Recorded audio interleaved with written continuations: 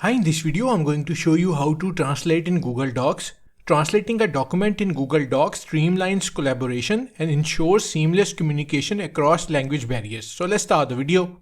First, open up your Google Docs document that you want to translate. So this is the document. As you can see, the current language is English. So what if we want to translate into Spanish? Click on Tools tab in the top menu and then select Translate Document from the sub-menu. A Translate pop-up will appear.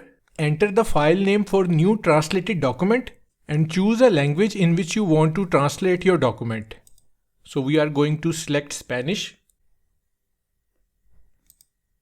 Now click on Translate button. Google Docs will create a translated version of your document in a matter of seconds.